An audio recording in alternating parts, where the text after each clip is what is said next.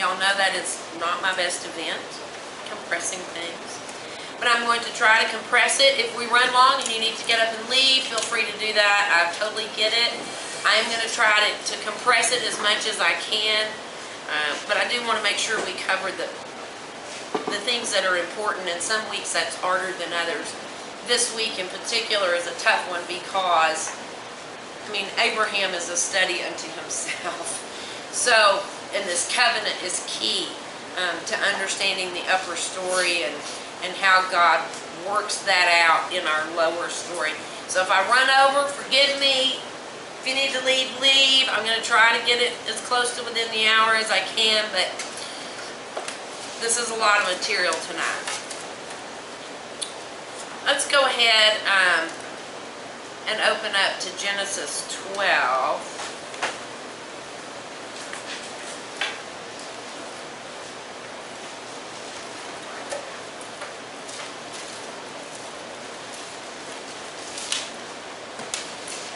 And everybody should have a copy of the teaching notes. If you didn't, they're up here on the counter. You should have a copy of the teaching notes and a copy of next week's workbook. Make sure you have those.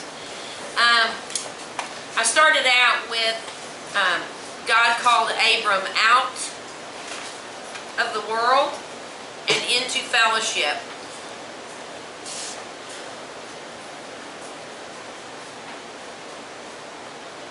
There is much to be learned from God's Word when we see how He deals with man, like we talked about before, because the way that God deals with man is consistent. In other words, when I see how God calls people to Him and into His purposes, He's consistent in the way that He does that and what He requires of us. First, He called Abram out from where he was, and he had to make that decision and that choice first before he called him into fellowship, and they began to have a relationship in which there was fellowship between them. Going out from, look at Genesis 12:1. Now the Lord said to Abram, go forth from your country, from your relatives, from your father's house, to the land which I will show you. At this point, does Abram have any dialogue with God? He's not speaking to God. God is just revealing to him His call on his life. But Abram doesn't have this dialogue yet with the Lord. First, he's going to have to go forth from your country. First, that's going to happen. Do I have to leave my country? I don't have to leave my country. Do I have to go forth from the world? I have to turn my back on the world. That has to happen first. If I want to enter into fellowship with God, if I want to be in a covenant relationship with Him, I have to turn my back on the world.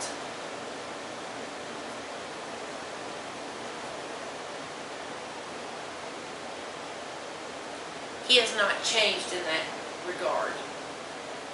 I cannot live with one foot in Haran and one foot in the Promised Land. I can't do that. I have to choose. I have to choose to follow Him. I have to walk away from the world. I have to walk away from everything else and make a choice to enter into a covenant relationship with Him. Look at Luke 9:23 with me. And just a little, for what it's worth, a little insight into the way when I study my Bible and I do this, I go back and forth between the Old Testament and the New Testament. I will write Luke 9:23 right beside Genesis 12:1. And He was saying to them all, if anyone wishes to come after me, let him deny himself, take up his cross daily, and follow me. That is the same thing. Exactly what He required of Abram. It's exactly what He requires of you and I. It's what He required of the disciples. That has not changed. I have to walk away from the world. I have to make a choice. have to make a choice to do more than that. I have to make a choice in turn to go to something. He didn't just tell Abram, leave where you are. He said, leave where you are and go to a place I will show you. So it's twofold. One, I first have to be willing to forsake all others and everything else. And then two, I have to be willing to go where he sends me. I have to be willing to follow him. I have to be willing to move forward. I cannot separate following God and fellowship. If I'm not willing to follow him, there's not going to be fellowship. Had Abram not gone out and left, there would have been no fellowship. That was a requirement. For me to enjoy fellowship, I have to be prepared to walk away from what I had and go toward him and in the direction in which he's leading me. That's where fellowship happens. That's where it happened for Abraham. Those disciples out fishing, and Christ walks up and he says what? Follow me. Had they not followed him, that's the end of the dialogue. There's no fellowship. They had to be willing to lay down their nets and follow him. You can't separate following and fellowship. They must go together. There is no fellowship apart from that. Look at John 17. Genesis 17. My bad. I can't read. Genesis 17. 1 through 8.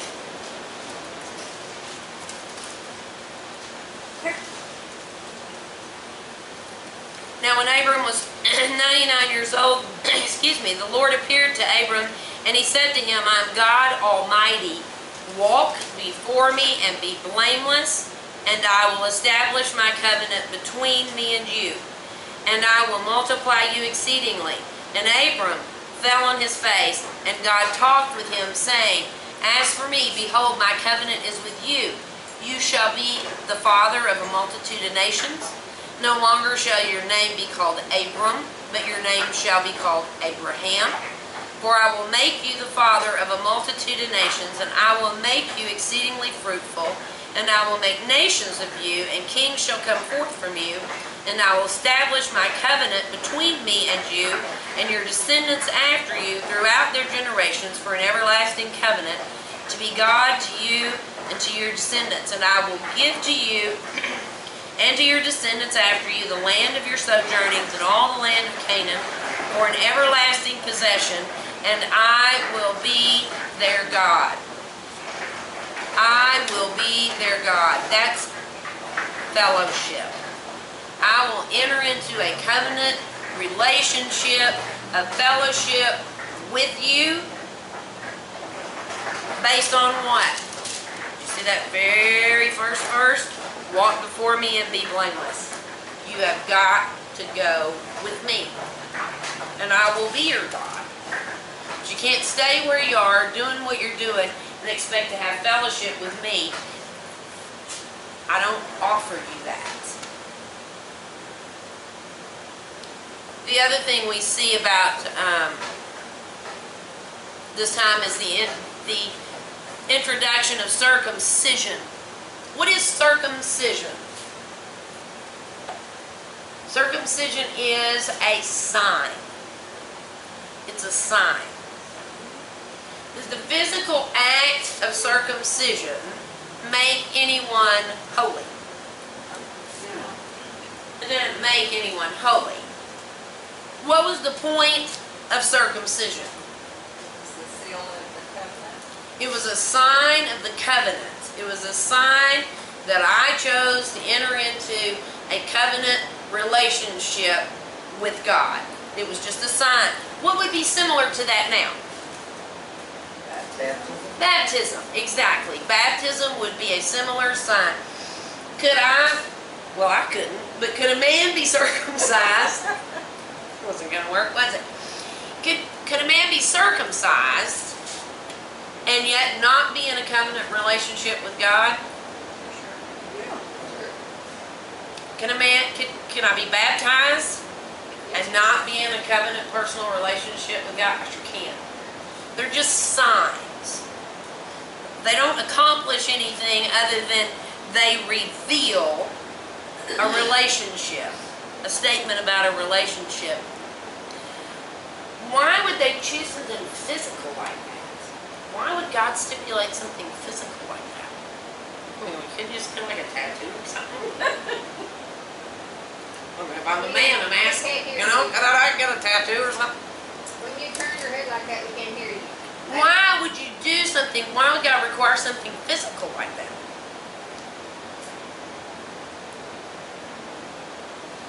There's blood. There was bloodshed. That was part of sealing a covenant, because there was always blood. And so that blood is the blood, what would be as similar to a blood covenant that they entered into. So there was a physical purpose behind that. I do want to say that's a common pagan practice if you're not familiar with it. This was not been the first time they would have heard of circumcision.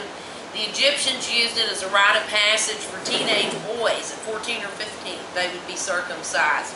The Canaanites used circumcision as well. So it's not unique to the Jewish religion, is what I want to say to you. If you think only if somebody was, in other words, you saw that someone was circumcised, you didn't instantly know they were Jewish because there were other cultures right there around them that also employed theirs. It was not that the act itself, it was why they were circumcised that was unique to them.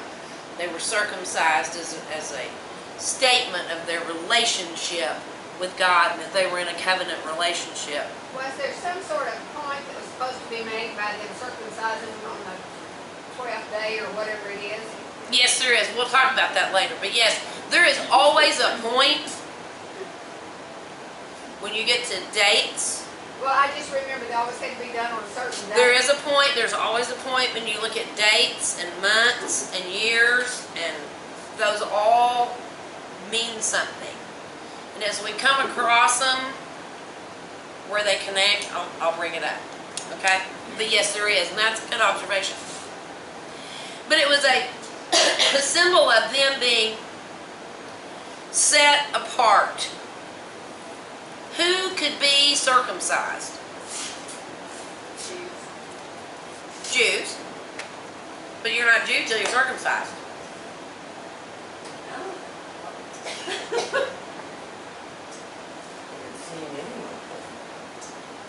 I mean, to be a member of the Jewish faith, you had to be circumcised. That was a requirement. You see what I'm saying? So you're not really one until you are. Here's the point. It was open to anyone. He said, you go and you have slaves, people you have bought, the people that have sojourned with you, whatever. If they want to be in a covenant relationship and worship God, all they must do is be circumcised. So could there be Egyptian slaves who were circumcised and then became a part of the Jewish nation? Yeah. They could be Canaanites. You could have Canaanite slaves. And if they said, like Ruth, I want to follow your God. I'm a Moabitess, but I want to follow your God. He said, if you haven't Hittite, whatever, and they want to follow God, they can be circumcised and become a part of the Jewish nation. So it wasn't exclusive. It was commanded for the Jewish nation, for the Jewish heirs, in other words. But anyone could if they chose. They chose to. Upper story, lower story. This looks crazy. This looks crazy. I've got, what do I know about Abram? He's way old. About 79 at this point.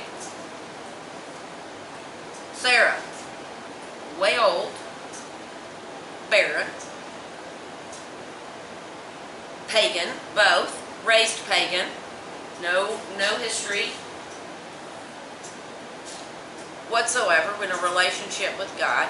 They're told to leave everything and go somewhere, but I'm not going to tell you where until you leave, and then I'll tell you as you go. And to be a part of this nation we're going to build, you're going to have to circumcise these people. But you can circumcise other people too if they want to be a part of it. Lower story, does this make any sense? I'm just looking at this, somebody's telling me this, sitting across the cafe table, I'm going, you're out of your mind. You're actually going to leave your family, leave your home country. You don't know where you're going. You're going to enter into some kind of nation building in which they have to be circumcised to be a part of it. You're barren and you're like really old. That sounds crazy.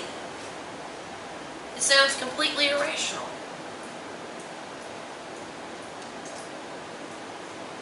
Classically, the lower story sounds crazy. Why? Why would God set up such a scenario? Why would God create such a situation? Follow up to Christ or the prophets. There is some symbolism, going to be some symbolism in this. If these two people manage to start a nation, who's going to get the glory out of that? Not them, because they're old and barren. And they were pagans. And they know nothing about starting or building a nation. They don't even know where they're going, so they certainly don't know anything about the country. They're definitely not going to form some grand militia. It's like two elderly, pagan, barren people. Who's going to get the glory out of that? God's going to get the glory out of that. Does God still work that way? Still works that way. How do we like things to look lower story? We want everything to be smooth and look good. We want it to make sense. It needs to work on paper. We should already have the money in the bank. We should already have people who are qualified. We should already have the facility to do it in. We want all our little ducks in a row. Well, who gets the glory on that deal?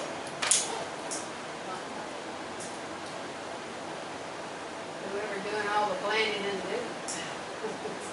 Not God. When God's at work, God arranges a situation in such a way that He gets the glory. But that means that I have to trust Him with all of these things that I don't understand and I can't, they're beyond my control. I can't manipulate God's upper story with my lower story. I can't do what I'm going to do and then say, God, make this your upper story because I have these things. I have these pieces of the equation. So I'm going to do this and you make this your upper story. He says, oh, no, I have an upper story. And my upper story is going to happen. And it's going to require that you step out in faith not having these things. So that I get the glory from that. What is the point of building the nation to start with? Why would God choose Abram or whoever to build a nation? Why does God want to build a nation anyway? He doesn't want the nation to be His people. He wants it to be a people that He is in a covenant relationship with, that are set apart, wholly devoted to Him and serving Him and glorifying Him to what purpose? Fellowship. For fellowship. For His glory. A witness to the other nations? Because when that nation functions that way, a lost world sees it and is drawn to Him. That's his way, upper story of pursuing us, is to work through people who are called and set aside and in a relationship with him, and we become basically magnets. When they see what they see of Christ in you and me, draws them to Christ. And as they come to us, we point them to Christ. That's how that's supposed to work. So where does the plan break down? Hasn't changed. It's the same problem they had then as the same problem we got now. People imperfect. So they go. We look just like everybody else. If I don't look and live holy and set apart, people are not drawn to what's different in me. They don't see Christ in me. They just see another person that's just like them. So how are people being drawn to Christ? Well, They're not. they're not. Is that the fault of the pastor? I mean, we can blame him because he's not here, but it's technically not. We can throw him under the bus. Love you, Craig. Whose fault is that? It's our own fault. That's my job. That was their job. Now, as we watch, that's the upper story. Is I'm going to call these people into a covenant relationship with me, and as I work through them, a lost world will see that and be drawn to me. That's the plan. That was the plan from the beginning. It's still the plan. It's still the way God works. Same problem exists. They didn't live holy and set apart. We failed to live holy and set apart. Upper story, not changing. The fact that we're not doing a great job of it does not change that that is the way that God chooses to draw people to him, is through his own people. We're it. Now, if I devised a plan, I would not let it rest on man at all. Why? Because we are fickle. True fact. But God chose to use us to reach a lost world. That's his plan, and we're not changing that. He is building a nation. Fellowship requires fellowship. You like that? I made that word up. You're welcome. Fellowship, I just make words up. Fellowship requires fellowship. Look at Hebrews 11.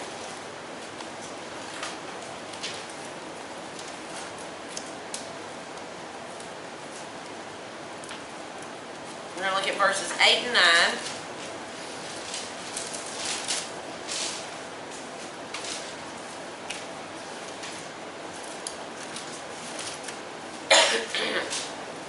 By faith, Abraham, when he was called, obeyed by going out to the place which he was to receive for an inheritance. And he went out not knowing where he was going. And by faith he lived as an alien in the land of promise, as in a foreign land, dwelling in tents with Isaac and Jacob, fellow heirs of the same promise.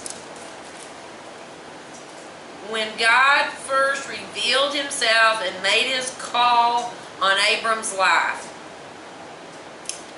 Abram was not seeking God. Abram didn't know God to seek God. He was pagan. God called him out.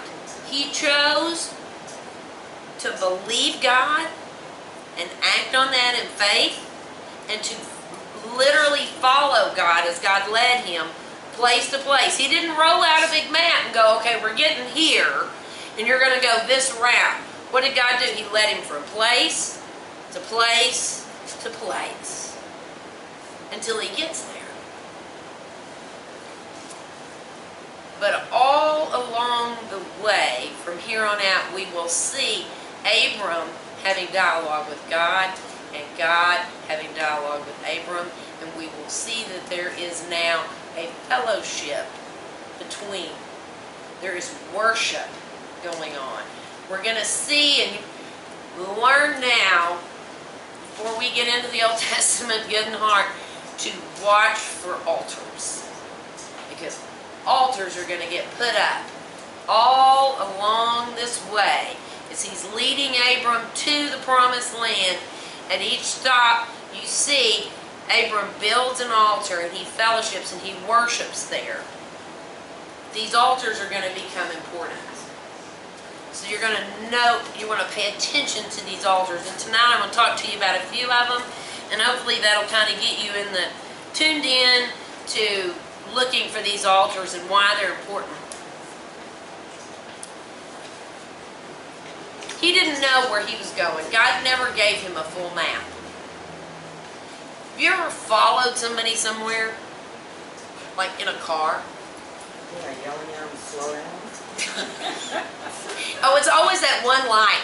They make the light and you don't make the light. Ah! You know, it's like, I'm done. I'm sunk. I don't know, I can't see them. To follow someone like that, what must I do? I must keep them in my line of vision. I have to be watching them to see where they go next, where they turn next. Can I follow someone if I am not keeping my eyes on them? It is impossible. If I do not keep my eyes on that person, I cannot follow that person. Abram, he did not know where he was going. He was following day by day by day by keeping his eyes on God. At any point he had ceased to do that, he would have just been lost out there. See, he didn't have any idea where he was. He left the land he was familiar with. He is literally out there at the mercy of God, leading him from one place he doesn't know to another place he doesn't know. So he is having to keep his eyes firmly fixed and his ears finely tuned to hear God lead him from one place to the next. These altars, let's talk about them just a minute. Look at Genesis 12, verses 6 and 7. And Abram passed through the land, and as far as the side of Shechem to the oak of Moreh. Now the Canaanite was then in the land. And the Lord appeared to Abram and said, to your descendants I will give this land. And so he built an altar there to the Lord who had appeared to him. Circle Shechem, oak of Moreh. Make a note to self, I'm going to be watching for that place. Because what did God promise him? Give him the land. I'm going to give you this land. It's full of Canaanites right now, I've just said. Now the Canaanites were in this land. So it would be the equivalent of me walking into France, Paris, and God saying right there, and he says, where you're standing right now, it's going to be yours. But there are people here, and they seem to think they own this land. Clearly. And there are many of them, like they are a nation. And he says, that's going to be yours. And Abram builds an altar, and he says, God says it's going to be mine. You think that altar is going to be important later? God told me this is going to be mine. Yes, I realize it is sitting in the middle of somebody else's country, but God says this is going to be mine. At this point, God has only appeared as a theophany up to this point. In other words, when God first spoke, he literally, it says, appeared. Now, most of the time, what do we hear? We hear God spoke. We don't hear God appeared. Abram actually had a theophany. He actually saw God. What did that look like? I have no idea. I'm absolutely certain it would get your attention. But he appeared in some form in which Abram understood it was God. So first you have a theophany, okay? Then in Genesis 12:8, you see where he begins to call upon the Lord. Question. We know that Abram had a theophany. We know that God appeared to him. When was the last time somebody had laid eyes on God? Adam and Eve. In the Garden of Eden. God spoke to Noah. But he didn't appear. Nobody has seen God in any form since the Garden of Eden. Abram has a theophany. He sees God. Then we begin to see him calling out and calling up on the Lord, and God speaking back to him. There is a dialogue now. There is fellowship, and it happens at these altars. So already what am I learning? I'm learning that God meets man at these altars. Is that going to become more apparent with time? How God plans to meet with man at an altar? Oh yeah, right now we're in the very beginning phases of seeing how God will do that. Fellowship, that's action. It's faith. Fellowship is just faith.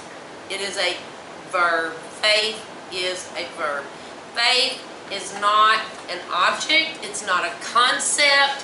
It is a verb. And why do I say that? Because unless I act on it, unless it alters my life choices, it alters my behavior, it is not faith. It's just an idea. I can intellectually agree, but you know when it becomes faith? You act on it. When I act on it. When it in some way changes what I'm doing.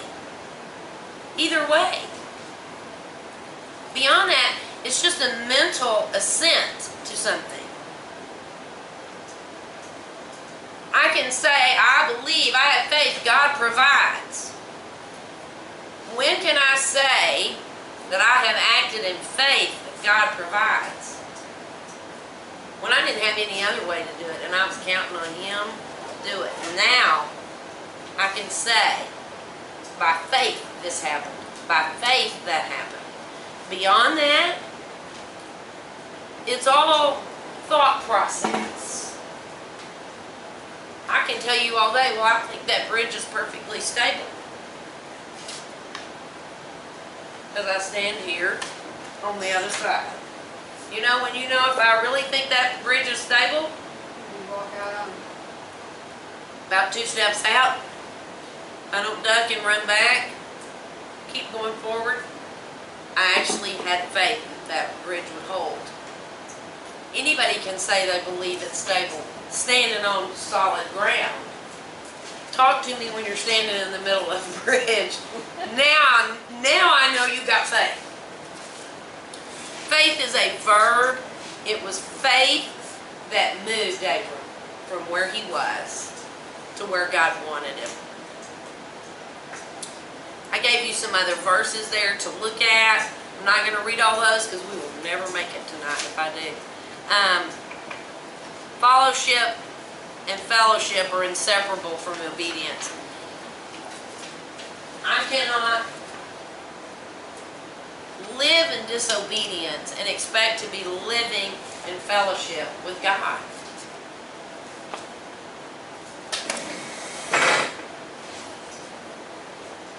I can't.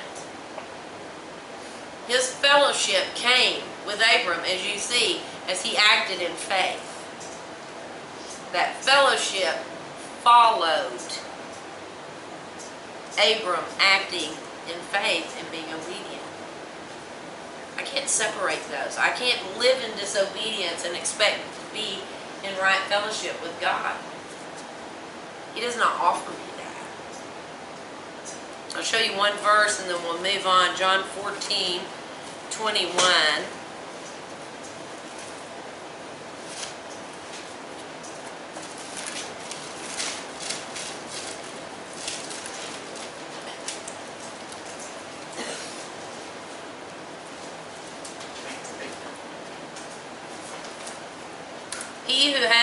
commandments and what? Obeys. Obeys. Mine says keeps them. He it is who loves me. And he who loves me shall be loved by my Father, and I will love him and will what? Show. Mine says disclose. Himself to you. Right. Who does he disclose himself to?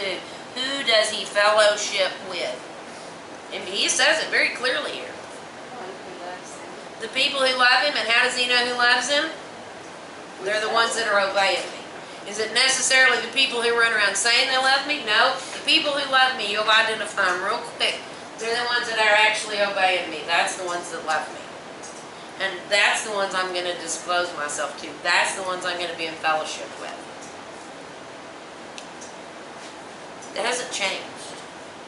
The same things he required of Abraham are the same things he required of his disciples. They're the same things they require of you and me. God hasn't watered that down. You want to know why people struggle to hear God speak, to know God's will, to see God at work? It's not hard to figure out. I'm not living in obedience to what he's already revealed to me. I'm not going to hear more. I'm not going to see more. I'm not going to understand more. Until I align myself with his commands. Until I begin to live in obedience. God's going to disclose himself to those who keep his commandments. God's plan, God's way. Upper story. Who is driving the plot at this point? God is. God is. Did Abraham cook this up? Abraham would have never cooked this up in a million years. And we absolutely know Sarah would not. She's still laughing about it 10 years later going, you're out of your mind. I'm not going to have a kid. It could not be more obvious. I'm not going to have a kid. They didn't think this up. Did Abraham say, you know what you should do? You should create a nation of your own. And then you should use that nation to reach the world. Abraham didn't think that up. God is driving the upper story. The lower story is how you and I feed into him accomplishing that upper story. If I don't feed into that, if I don't align myself with that, does that keep that upper story from happening? Not at all. Upper story's still going to happen. I'm going to miss out on being a part of that. Is there anything that I'm going to do that's going to keep that upper story from happening? It's not going to happen. Newsflash, we aren't that powerful. There's nothing I can do, there's nothing you can do that's going to keep God's eternal purposes from being accomplished. It's not going to happen. The loss is our part. We don't get to be a part of that. We can be a part of God accomplishing this great upper story if we will align ourselves with the role he has for us and the way that he wants to use us. We will walk in obedience to his command, and we're willing to step out in faith when it makes absolutely no sense. We have a chance to be a part of that. All of us. They were not spiritual titans, they were pagans. You need to look at Joshua 24:2. It clearly states that they were pagans. Abraham, Sarah had absolutely nothing but a polytheistic background. They knew nothing about monotheism. They only knew worshiping many gods. They had different gods for everything. They had a god for rain, they had a god for snow, they had a god for frogs, they had a god for famine, they had a god, you name it, they had a god for it. That's all they would have ever known. They were not spiritual titans that God called. Question. Yes. So, Abraham was the beginning of the Jewish nation? Correct. There was not any Jews before No, this? this is the formation of the Jewish nation, and it begins with Abraham. Correct. You're exactly right. Good question. They were not textbook specimens. If you and I went out and picked people to start a nation, if tomorrow I said, Carolyn, I need you to start a nation, go get me a couple. Who would you go looking for?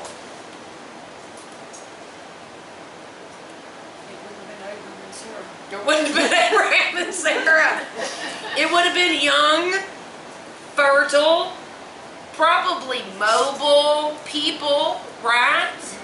People that I thought had the potential to, produce a lot of offspring, and they were young enough to be able to travel well and be fairly healthy in this climate. And we'd have gone down this checklist, wouldn't we?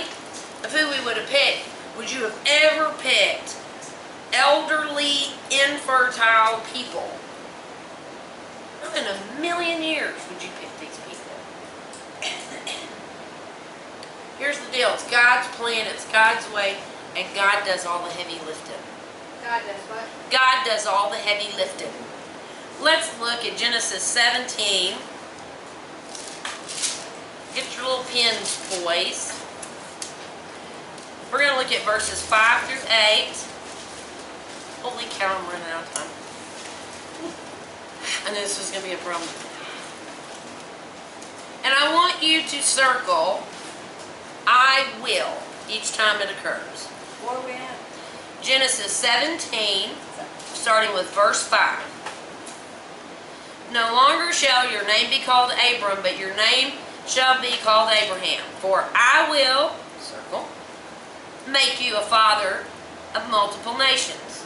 And I will make you exceedingly fruitful. And I will make nations of you, and kings shall come forth from you. And I will establish my covenant between me and you and your descendants after you throughout their generations for an everlasting covenant to be God to you and to your descendants after you. What did he tell Abram to do? What part of this work was he supposed to do? Supposed to go and do it. Obey. Wait till God did it, and then he was. Okay, so we obviously had some video problems. I apologize for the inconvenience, but here's the rest of the lecture on God Builds a Nation, chapter 2. And we left off at God does all the heavy lifting and why. Why? And I had you circle all the places God said, I will, I will, I will. Why would God create that situation? And the answer to that is because then he gets all the glory. If you or I can do it, if my church can do it on our own, then we get the glory for it. People don't see God moving in a way that only God can move. God will create situations in which he receives all the glory. How do we want to do it? We want to do it where I already have everything lined up. I want to do it in a way that I'm assured a certain outcome. God will take care of the outcome, but he will require that we step out on faith as we see him moving us in a direction. Next is the Hagar strategy. We have all employed the Hagar strategy at some point. Sarah decided that it had been 10 years and there was no child. This promised child had not appeared. And so in her infinite worldly wisdom, and we've all fallen into this, we decide, I need to help God. You ever done that? We've all fallen into that. We're going to expedite things. We're very pragmatic in the way that we deal with things. The Hagar strategy is a perfect example of why we should never do that. We tend to point towards Sarah in this situation as having a lack of faith, but what's keenly missing is also Abram's objection. He obviously had no objection to this plan either. what she chose to do is say, okay, technically he said it would be your seed, which means, it doesn't have to necessarily be me, right? So we'll just use Hagar, my slave, and she will bear your seed, and then we will have the promised child.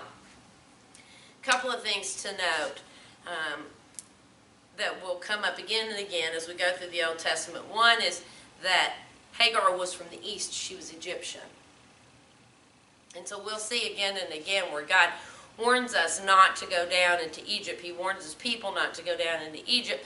And Egypt represents the world. So it's resorting to the world's ways is what you have symbolically here, is she's resorting to the world's ways. Rather than waiting for God's timing and God's way, she decides to take it into her own hands. Abraham just as culpable in this certainly as was Sarah. And from that comes what? Well, Ishmael. There is a child born. God promptly says this child will not be the child through whom the covenant is fulfilled. I will bless Ishmael. We see him reach out to Hagar in a very gracious way as she's in the wilderness. However, it tells them right up front what sort of problems are going to come with Ishmael. And what do we know about Ishmael? Well, the Ishmaelites are the beginnings of the Muslim faith. That is, that faith, that line, comes from Ishmael. Has that prophecy that God spoke regarding Ishmael been fulfilled? Yes, in every way. In every way. I'm not going to go into it today. However, if you look at Galatians 4, you will see that Isaac and Ishmael represent two very different things symbolically. Isaac being the child of promise and the child of faith. Ishmael being the slave, a representative of the law. If you want to read into that, read Galatians 4. It explains it very well. That would be a lesson into itself, so we won't do that today.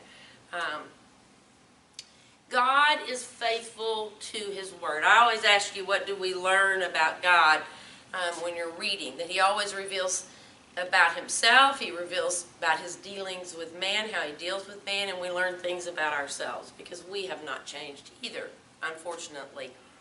But we learn that God is faithful to his word, that he is a covenant-keeping God. The covenant, original covenant he made with Abraham, he promised that the seed that would bless the entire world would come from Abraham. If I flip over to Matthew 1 and 2, I see that in fact Christ is descended physically from the line of Abraham. And so God fulfilled that covenant absolutely, lo, those many, many years later. He had covenanted that Isaac would be born, that he would have a seed, and from that seed would come many, many nations, and that was true as well. Abram was 100, Sarah was 90, and when was Isaac born? He was born in the fullness of time. Not when Abraham and Sarah tried to expedite it and use the ways of the world, use their own thought processes, use their own ways. He was born in the fullness of time, exactly when God decided it was time. We saw Isaac, and that part of the covenant was certainly fulfilled. Let's look at Genesis 15, and we're going to look at verses 12 through 16. Now when the sun was going down, a deep sleep fell upon Abram, and behold, terror and great darkness fell upon him. And God said to Abram, know for certain, your descendants will be strangers in a land that is not theirs, where they will be enslaved and oppressed for 400 years. But I will also judge that nation whom they will serve, and afterward they will come out with many possessions. As for you, you shall go to your fathers in peace. You shall be buried at a good old age, And in the 4th generation they shall return here, for the iniquity of the Amorite is not yet complete. What was God revealing to Abram at that point? He was revealing to him that the Egyptian exile, the exile in Egypt and the exodus out of Egypt, many generations later, that would happen. And they would, in fact, serve their 400 years in slavery in Egypt. And the exodus would happen just as he said. He said, I will judge that nation. And we talked last week about how God uses water as a symbol for judgment often. And if you remember, the Egyptian army wound up just exactly that underneath the Red Sea. He talked about them coming out with great wealth and many possessions, and they did. If you go back and read, you'll see that, in fact, yes, they did come out with great wealth, great Egyptian wealth that they walked out with. Then in Genesis 26, 1 through 5, and this is very important for you and I today. Now there was a famine in the land beside the previous famine of Abraham. So Isaac went to Gerar, to Abimelech, king of the Philistines, and the Lord appeared to him and said, do not go down to Egypt. There it is again, that warning. Stay in the land of which I shall tell you. Sojourn in this land, and I will be with you and bless you. For to you and to your descendants I have given all these lands, and I will establish the oath which I swore to your father Abraham. I will multiply your descendants as the stars of heaven, give you descendants, your descendants all these lands, and by your descendants all the nations of the earth shall be blessed. Remember that this is being told to Isaac, okay? And he says in verse 5, because Abraham obeyed me and kept my charge, my commandments, my statutes, and my laws. Why is that important? Because the covenant is clearly stated. God is honoring that covenant because Abraham obeyed. Because Abraham obeyed. You and I are able to enter into a covenant relationship with God because Christ obeyed. And God honors that covenant. Not based on my obedience, I would be in a whole lot of trouble. Not based on your obedience. God honors that covenant based on Christ's obedience. And so here you see Abraham as a type of Christ.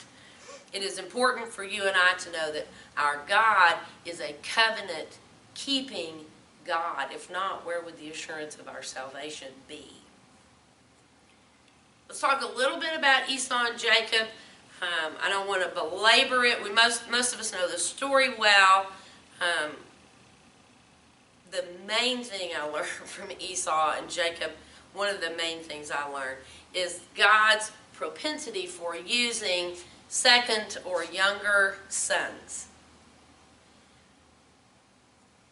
We see that certainly with Esau and Jacob, and it is stated before they're born that that is how it will be, that the older will serve the younger. But let's go back and think. Cain and Abel. Who did God choose to bless?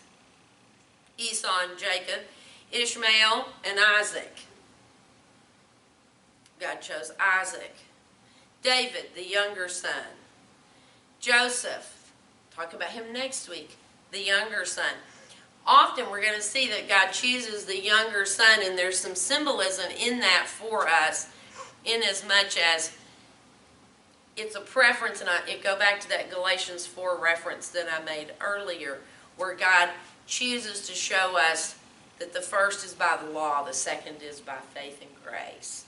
And so again and again you're going to see that the second or younger son will rule over the older. So kind of be in tune to that as we're reading through the Old Testament, and notice how often God chooses to use the younger son.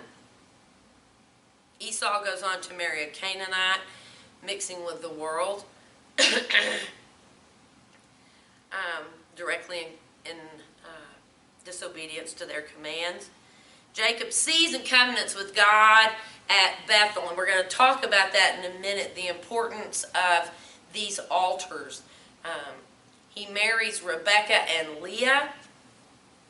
I still don't understand how you accidentally marry the wrong person. There were a lot of, I don't know how that worked. There were a lot of goats and a lot of years, and he finally comes out with 2 wives. But the result of that is the 12 sons. And very important to understand, this is where the 12 tribes come from. They come directly from this marriage, from these 2 marriages, I should say. We're familiar with the 12 tribes, but we often forget how we came up with 12 tribes. The 12 tribes came directly from Jacob and his marriage to Rebekah and Leah.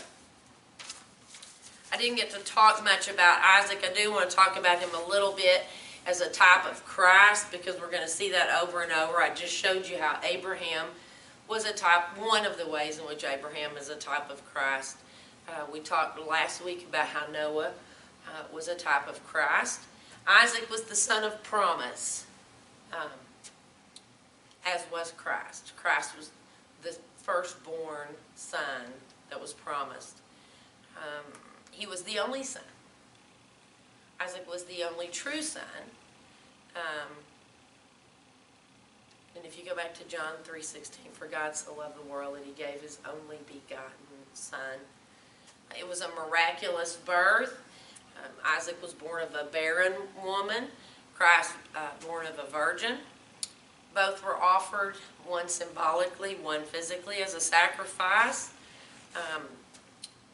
Mount Moriah, where Isaac's intended sacrifice occurred, they later called Mount Zion. It is the site of the temple.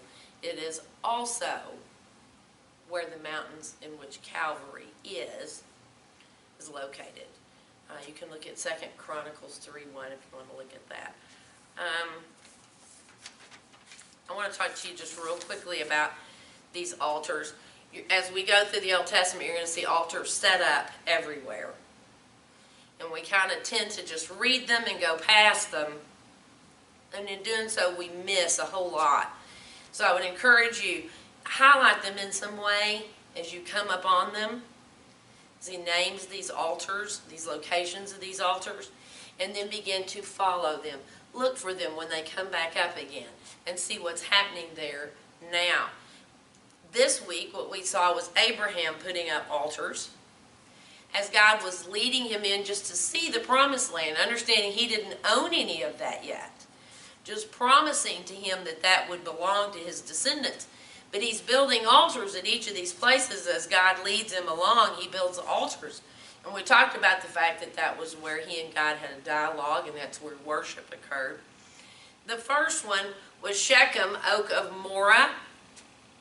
And that's where we talked about Abraham actually seeing a theophany. God appeared to him and spoke to him. In Genesis 35:24, Jacob covenanted with God there. So first Abram builds the altar there. And then we have Isaac. And then Jacob actually covenants with God there at that same place. And that's also where we saw him bury those idols that his family had. If you remember, God told him, you'll have to put away all your idols. And he buried those idols there. It's also in Joshua 24:1 and verse 26, where Joshua eventually ratifies the covenant here. Long after the exile in Egypt and the Exodus and all of that happens, we see Joshua actually ratifying the covenant right here on the location where Abram built the very first altar at Shechem of Oak of Morah. The second is Bethel, Ai, which means house of God. That's in Genesis 12:8, if you want to go back and mark that. And Jacob built an altar here as well. In Joshua 8:7, we see that it's captured by Joshua, so it is in fact now held and possessed by the Hebrews. And eventually we will see the ark moved there to that very location. The third altar is the oaks of Mamre at Hebron, and that's Machpelah. I don't know if, oh, let me spell that. Machpelah, Machpelah. That is still a holy site to this day. It is a very holy site for Islamic believers. It is where Abram and Sarah are buried. Among others, Isaac's buried there, Rebekah's buried there, Leah, Jacob is buried there. But it was the third altar that Abram erected and then was eventually interred there. In Joshua 14, we find out that it is in fact now belonging to the Hebrews, and Caleb, God bless faithful Caleb, inherited it. So we see that it is now, just as God promised, held by Abram's descendants. In Joshua 21, it is given to Aaron's descendants and to be a city of refuge or a sanctuary. And in 2 Samuel 5:3, David is actually made king of Judah there. So if you will watch for these altars, you will see that they are not put here arbitrarily, and they're not just random places that nobody knows about. In fact, God's using them to mark where He's covenanted, and then that they can go back and see that, yes, God fulfilled this covenant. He said, I would own this land, my descendants would own this land, that He would bring His people here. And yes, after many generations and 400 years in exile, guess what? Here we stand. Do we put down spiritual markers like that in our life? Things that God has promised us, things that we have come to believe that God has covenanted with us to do. Do I have spiritual markers in my life where I can say, this is where God did this, and this is when God did that? It's something we'll talk about as we go through this Bible study. But begin even now to think about what would be the spiritual markers in your own life.